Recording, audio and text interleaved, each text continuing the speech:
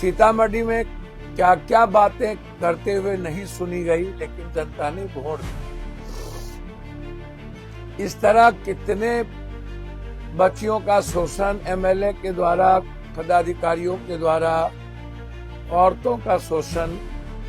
मैं कई बार कहता हूं कि डॉक्टर पर भरोसा करने की जरूरत नहीं। मैं फिर आपको बता दूं, किसी को भी मेरी बात बुरा ना लगे, मैं हमेशा 90% लोगों की बात करता हूं। बार बार ये सवाल उठता है कि लड़कियां नेताओं के घर में, मंत्रियों के घर में जाता है। क्या हम आज तक इस बात को देख पाए? हम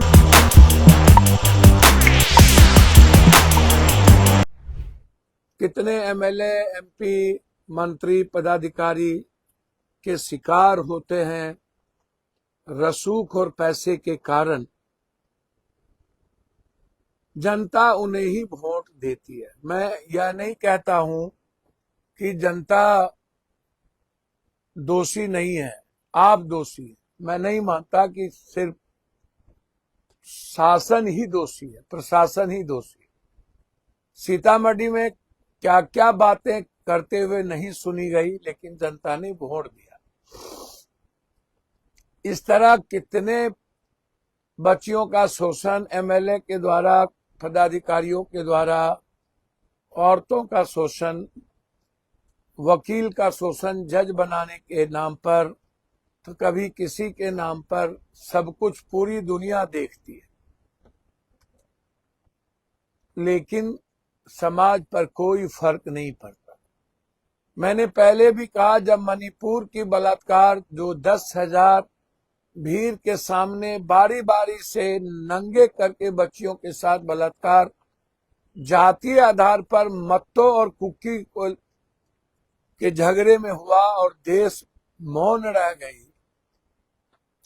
सिस्टम मौन रह गया और हमारी सरकार कुछ नहीं की, तो इस कंट्री में कुछ भी संभव नहीं। और तब जब पूरी तरह पाश्चात्य सभ्यता भारत और बिहार पर हावी है, ड्रग्स, स्मैक का पूरा खेल हमारे बच्चों के द्वारा, हमारे बच्ची के द्वारा किया जा रहा है। हम इस्तेमाल होने लगे, पैसे के कारण ड्रग्स को बेचना, अन्य जगह ले जाना। जब हम गलत मनोवृत्ति और प्रवृत्ति के साथ पैसे के लिए यदि हम रसूखदार लोगों के पास किसी न किसी गलत आदतों और काम के लिए जाएंगे, तो हम शिकार तो होंगे। मैं यह नहीं कहता हूं कि यह दोषी आप हैं, लेकिन यह बात तो सही है ना कि डर नाम की चीज नहीं बची, इकबाल खत्म हो गया। यही वक्त था डीजी साहब, आपको और हमारे भाई जो हमारे से छोटे हैं, हम भी शकुनी चौधरी साहब को पिता के नजरिए से देखते रहे। आज उन्हें हीरो बनने का पूरा मौका था, बन सकते थे। मेरा कुछ भी नहीं कहना है, मेरा कहना यह है कि इसके पहले भी एसआईटी की जांच हुई, कई बड़ी बड़ी घटनाएं घटी। आपको याद होगा, बाढ़ के विधायक लोगों का बेटा एक बलात्कार केस में बच्चियों के साथ शोषण में फंसे थे। बड़ी चर्चा हुई थी, लेकिन वो केस दब गया, वो केस नहीं चली। एक होटल में बड़े बड़े मेयर, बड़े बड़े लोग सेक्स रैकेट में फंसे थे, जेल गए। क्या हुआ? इस तरह एक घटना तो है नहीं, कई ऐसी घटनाएं हैं।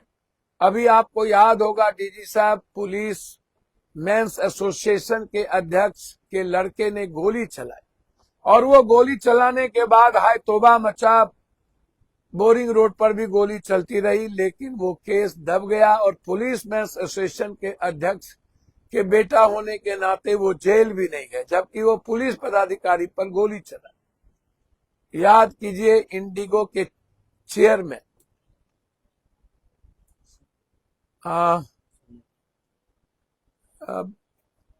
रमेश रितेश, इंडिगो का जो कि चेयरमैन की जो हत्या हुई थी, रुपेश छपड़ा का, उस बच्चे की हत्या हुई थी, मैंने बहुत चिल्लाया था, मैंने बहुत बात की थी, लेकिन उसका प्रतिफल क्या निकला। आप एसआईटी जांच किए, एसआईटी जांच में आपने रोडवेज की बात कह दी, कथा हो गया। एसआईटी जांच में आपने सब कुछ दिखा दी, आपने बड़ा बड़ा पुरस्कृत भी कर दिया, लेकिन 3.5 साल के बाद कोर्ट ने बरी कर दी। ना तो आपने कोई हथियार दिया, ना तो कोई सैंपल दिया, ना कोई गवाही दी। तो फिर रुपेश की हत्या किसने की? मैं सुप्रीम कोर्ट जा रहा हूं रुपेश की हत्या को लेकर, या हाई कोर्ट की रुपेश की जब बड़ी हो गया तो फिर हत्या किसने की? कोई ना कोई तो हत्या की या करवाया। उसमें सत्ता के बड़े बड़े शीर्षस्थ लोग इन्वॉल्व हैं। मैं तब भी कहा था कि बड़े बड़े पदाधिकारी जिनको लड़कियों का शौक था और जो इंडिगो या अन्य जगहों से लड़कियां परोसी जाती थी, लगभग सत्ताधारी दलों के साथ उनके रिश्ते थे। उनकी पत्नी को डरा दिया गया, मुंह चुप करा दिए गए कि तुम बर्बाद हो जाओगी, बदनाम हो जाओगी, तुम्हारे हस्बैंड का करतूत गलत था। पत्नी चुप हो गई, डर के कारण पत्नी बोल नहीं पाई।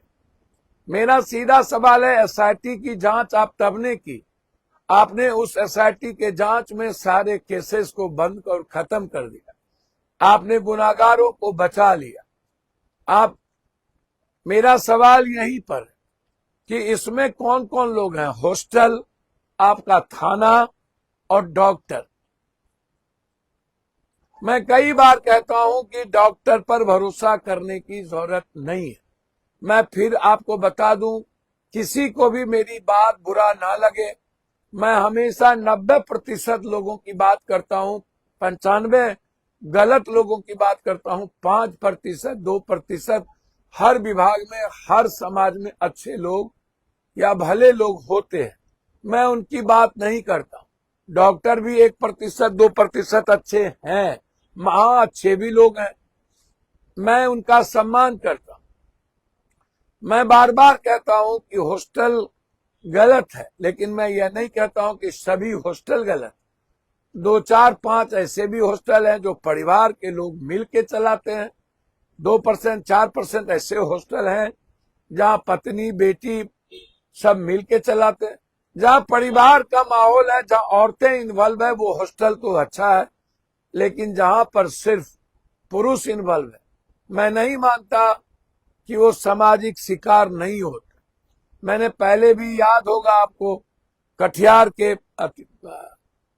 होम सेंटर की जब लड़ाई हम लड़ रहे थे, सभी लोगों ने हम पर उंगली उठाया था, और क्या निकला?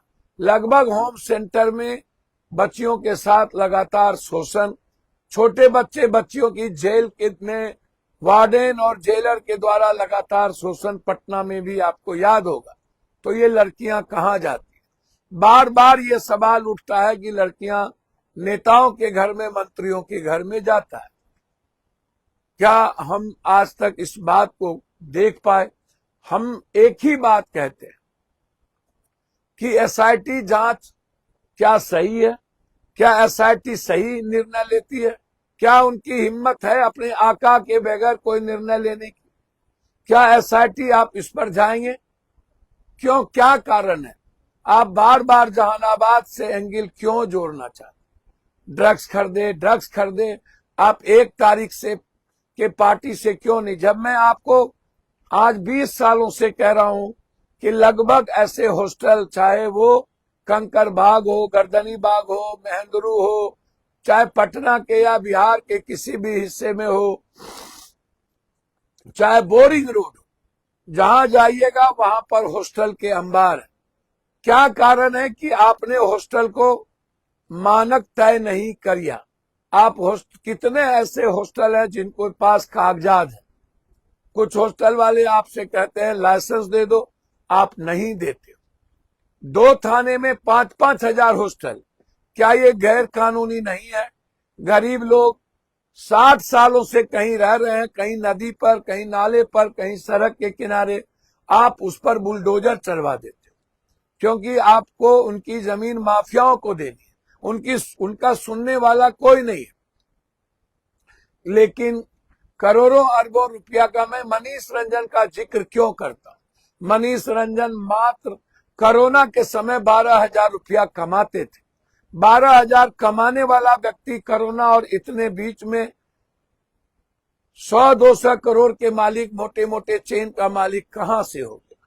उन्हें एक एक्स एमपी के साथ कोरोना में गैस सिलेंडर का काम करने का मौका मिला। लगातार कभी गया के रसूखदार लोगों के साथ उनको बचाने का प्रयास, कभी पटना के विधायक के बेटे, कई ऐसे विधायक हैं जिनका नाम मैं लेना उचित नहीं समझता और मैं लूंगा भी, लेकिन कौन कौन ऐसे लोग हैं? गया से क्या सरोकार मनीष रंजन का रहा, जहानाबाद से क्या सरकार, नालंदा से क्या सरोकार रहा, पटना से क्या सरोकार रहा। मैंने कई बार कहा कि क्या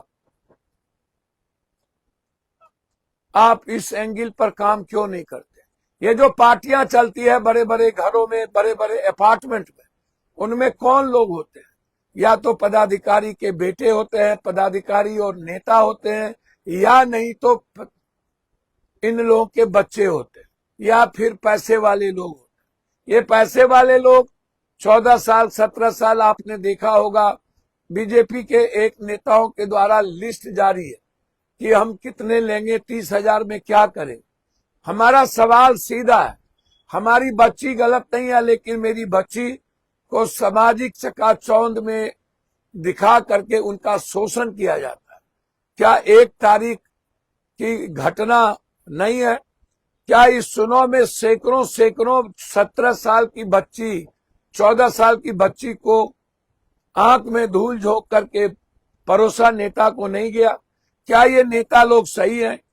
जो नेता होटल में रहते थे, क्या उस होटल की जांच आप करेंगे? क्या उसकी सीसीटीवी फुटेज, पटना में जितने नेता जिन जिन होटल में रहे, मैं चाहूंगा उस 1 से 2 महीना के अंदर उन होटल के रूम के गली का और उस होटल के लॉबी का और लिफ्ट से जहां जाता है और लिफ्ट से निकलता है उसकी जांच होनी चाहिए। क्या आपको हिम्मत है? जो लोग पप्पू यादव को गाली देते हैं आप खूब दीजिए, लेकिन मेरी बात को भी तो स्वीकार करिए। गाली दीजिए, मां बहन करिए, जो मन में हो बकिए, लेकिन हमारी बात को स्वीकार करें। मैं चाहता हूं कि इसकी जांच हो। हॉस्टल के मालिक, आपको पता है, ना मैं मरने से डरता हूं और ना मैं खीखर भोकी से डरता हूं। मैं दुनिया में किसी भी पीएम सीएम से नहीं डरता। जो मन में आवे कर लीजिए। मैं मरना, मुझे जीने का कोई शौक नहीं है, लेकिन मैं किसी हॉस्टल या हॉस्पिटल के खिलाफ नहीं हूं। लेकिन क्या बुद्धा हॉस्पिटल की चर्चा ना करूं, प्रभात की चर्चा ना करूं? ये सतीश प्रेस कॉन्फ्रेंस कर रहा था, किसके आका के कहने पर प्रेस कॉन्फ्रेंस बंद कर दी? कहां गायब हो गए? क्यों उस प्रभात डॉक्टर का नाम इतना नीचे किया गया? वो सर्वश्रेष्ठ डॉक्टर थे, हम प्रभात जी का सम्मान करते थे। एक और प्रभात है जो पैथोलॉजी चलाते हैं, मैं उनकी महान इज्जत करता, लेकिन मैं सतीश की इज्जत करूं, ये कैसे संभव? आप हमें बताएं, कौन है ये अभिषेक डॉक्टर? उसकी चर्चा बार बार मैं करता हूं, लेकिन उससे पूछताछ नहीं होती।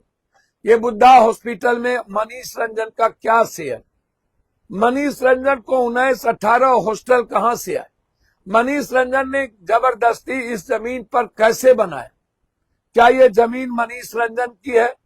सम्राट बाबू, आपको बहुत आगे बढ़ना है, हमारी दुआ है, हम चाहते हैं कि आप लोग बढ़िए, लेकिन क्या आपका बुलडोजर इन नाजायज हॉस्टल और हॉस्पिटल पर नहीं चलेगा? ये जो जितने बगैर रजिस्ट्रेशन के, बगैर मानक के हॉस्टल है, क्या आप इसको बंद नहीं करेंगे? मैं हॉस्टल मालिक से आग्रह करूंगा, आप लाइसेंस ले लें। आप, हम कहां आपका विरोधी है, आप करिए, लेकिन अपनी बेटी और बहनों के लिए आप सीसीटीवी फुटेज लगाइए।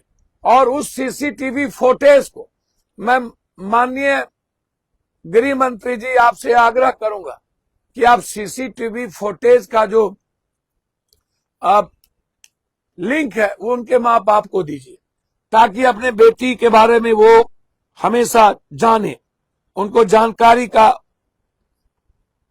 हर कीमत पर नॉलेज में रहना चाहिए कि मेरी बेटी कब पढ़ रही है, कहां निकल रही है, ये जानना बहुत ही जरूरी है। यदि आप नहीं जानना चाहते हैं ये कैसे होगा। हम बार बार आपसे कहते हैं, कई बार आप चंपा विश्वास के याद करिए, आईएएस की पत्नी का शोषण, आप याद करिए कई ऐसी नाबालिग लड़कियों के साथ कितने लोग गिरफ्तार हुए थे, याद करिए पूर्व मंत्री वैशाली, उसकी कहानी को आप याद कीजिए। इस तरह दर्जनों दर्जन नेताओं की कुकर्म के बारे में मैंने आपसे कई बार कहा।